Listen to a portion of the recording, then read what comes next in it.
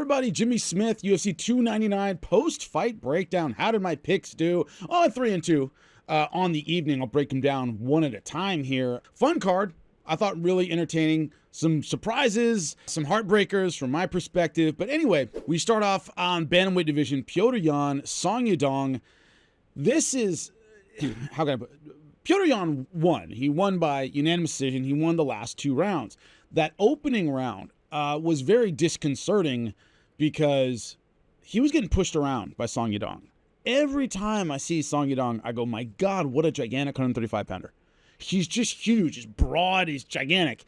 And Petr Yan didn't seem to have an answer for those big punches, the physical pressure. He was coming over the top of his jab with this kind of loopy right hand and was clipping Petr Yan a lot. I thought he was on his back foot a lot in round number 1. Rounds 2 and 3, he started figuring it out a little bit. He started to get around the physical pressure with some sharp inside punching, right? Snapping the jab in his face, moving in and out a little bit better, and started kind of taking it over. And the whole theme of tonight was veteran fighters versus kind of the younger bucks, the up-and-coming, less tested guys. And, you know, veteran guys make adjustments well. And Petr Yan started adjusting. He just didn't allow himself to get pushed around the whole fight. Round number 1, yeah. Rounds 2 and 3, he adjusted, and Song didn't. And that was the problem here. Your opponent adjusts, you have to counter-adjust. And he didn't have that counter move. He kept with the same physical pressure and big punches, and it stopped working in round 2. Good win for Petr Yan. So I thought Petr Yan was going to win. Picked him to go. That's 1-0 for me. The problem is I don't see a Petr Yan who's going to beat elite guys at the top anymore. Yeah, he won this fight. He didn't have as much snap on his punches. His takedown wasn't a huge factor. He just didn't seem to have a lot of the skills he had earlier on in his championship run. I think a lot of those have slowed down a little bit. He can still beat some guys. I didn't see a guy who's going to be tearing it up at the elite level anymore. Jack Della Maddalena, Gilbert Burns was a heartbreaker for me. Not just because I picked Gilbert Burns to win. I really like Gilbert Burns a lot. Trains right near me. Anyway, sharp striking. He looked a little tense, right? He looked a little maybe nervous. But he was quick in the beginning. First couple rounds, good sharp strikes. His takedown wasn't the factor it should have been. He wasn't able to keep Jack Della Maddalena down. Took him down, couldn't keep him there. Jack Della Maddalena started finding his range with a long jab and long punches. End of round number 1, transferred a little bit into round number 2. But I thought Gilbert Burns was just doing enough to edge out close rounds. Round number 3, more of the same in the beginning. Finally, Gilbert Burns gets a takedown, is able to put real pressure on Jack Della Maddalena in round number 3, whatever it was, a couple minutes left in the round.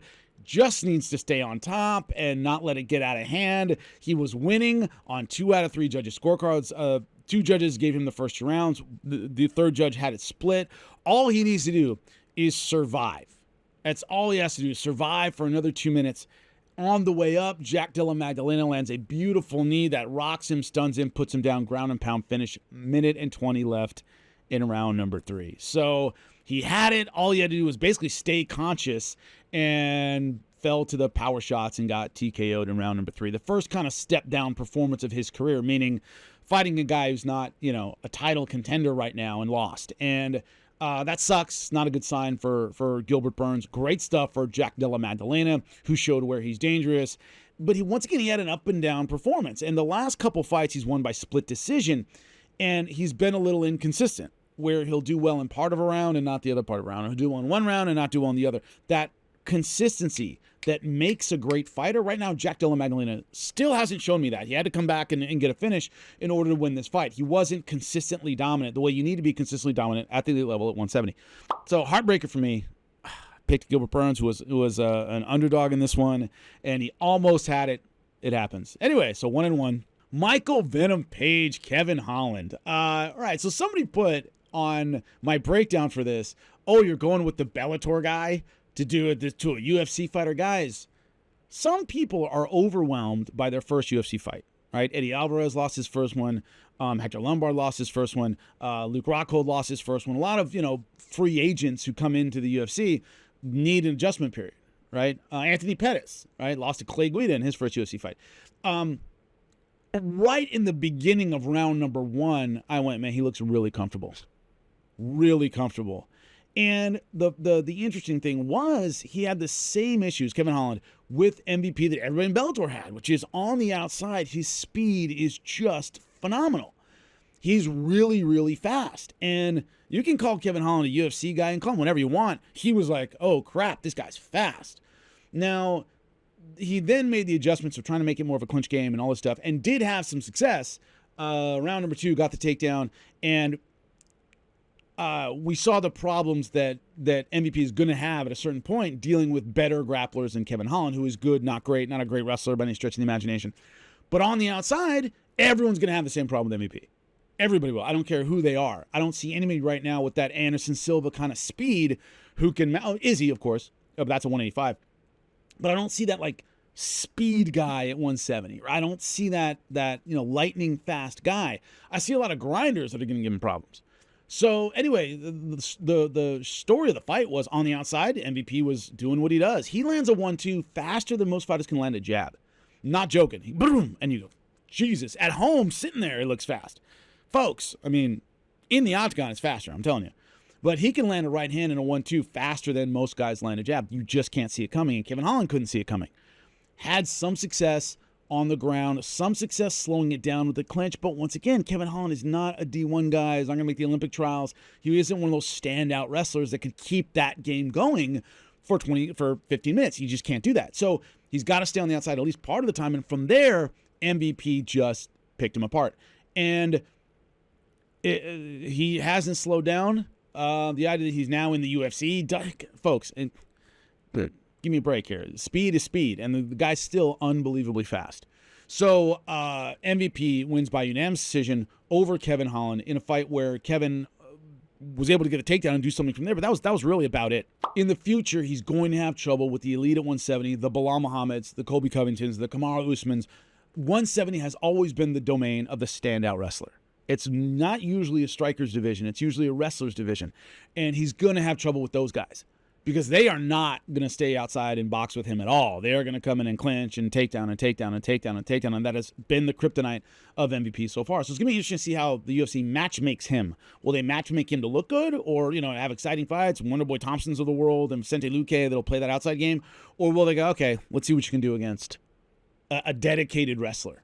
And that might be his kryptonite. But great UFC debut for MVP. Called a bunch of his fights in Bellator. Great to see him do it again in the UFC. Fun stuff. I get to talk. And I picked MVP to win, so I'm 2-1. Co-main event, Dustin Poirier, Benoit Saint-Denis. If you saw my piece that I did on Instagram, I was on Vizn, the Vegas sports network, whatever it is, talking about odds and stuff like this. And I said either you're betting that Dustin Poirier is shot, right? That he's shot, he's not the same guy. And you're going to know that very early on in the fight that he's shot. Or you're betting that Dustin Poirier, who was, a 2.5 to 1 dog, depending on your book, has enough left to wear down a very tough guy who is still kind of learning the ropes here and might not be able to put the pace on for 15 minutes. That first round, I didn't know which one I was seeing because he was all over Dustin Poirier. And I went, okay, because I'm watching it. Either Dustin Poirier is shot, and this is just how this fight's going to go, or this guy's burning all his gas and he's doomed. Because Dustin Poirier is the kind of guy, he's going to, take an ass whooping and be there in the third round. So Benoit Saint-Denis, all over him, great grappling, great takedown. He was asked about it post-fight. Dustin Poirier just goes guillotine too much. You can't stop a takedown and go for the guillotine. It's one or the other. And he kept going for the guillotine and giving up takedowns. And I was like, man, if he played straight up wrestling defense, right? Crossface, 3/4 Nelson, push the head down, maybe he could stop these takedowns and make this guy bang. And he kept going guillotine. Benoit Saint-Denis countered the guillotine very, very well and would end up on top. I'm like, but that's his thing, right? He just enjoys it. And so at the end of round number 1, he survives round number 1. And I went, the problem is Benoit Saint-Denis in the corner looked tired. And number 1 rule in combat sports of any kind, never set a pace you can't keep. Don't throw 150 punches in round number 1 and then 50 in round number 2 and 20 in round number 3. Don't throw 70, 70, 70. Do whatever pace you feel you can keep 50 for 15 minutes. That's what you do.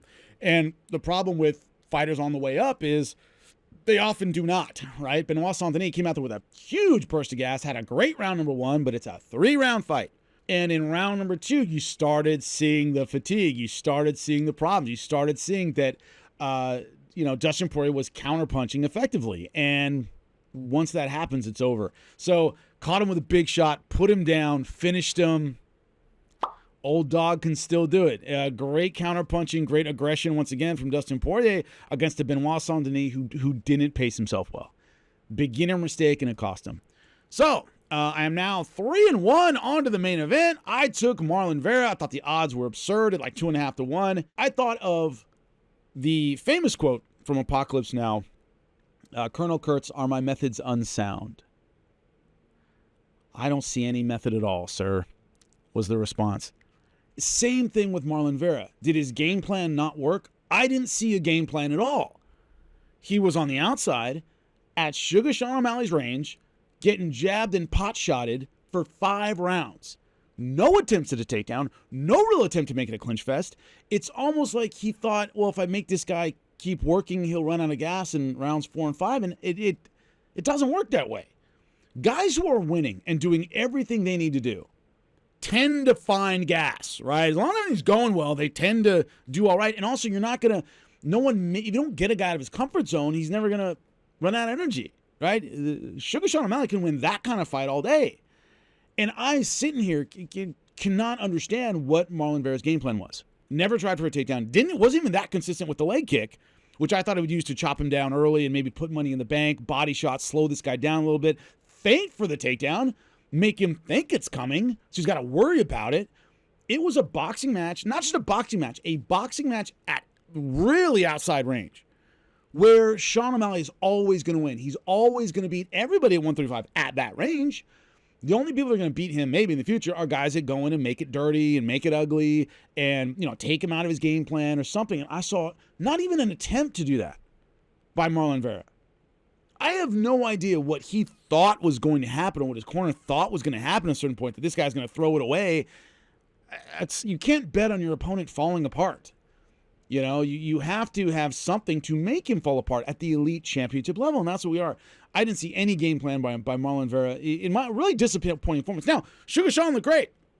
He really did. He looked good angling, good speed, good accuracy, nice jab, good right hand, threw in the leg kicks enough to keep his opponent at bay. But the problem I saw, even if you're a fan of Sugar Sean O'Malley, is we didn't see any of the adversity that makes me think, okay, he can handle a bunch of different kind of guys. It stayed exactly where he wanted it the whole time, and he looked fantastic, and that's great. But when your opponent doesn't get you out of your game plan, you're always going to look great. So moving forward, it's what fighter can get him out of this outside striking range, because that wasn't happening. So 3-2 on the night for me. Not bad. Once again, Gilbert Burns broke my heart that last minute, but Sugar Sean O'Malley looked fantastic. Great night of fights. Please subscribe, let me know what you think in the comments section. Really appreciate it. I'll be back for the next one, kids.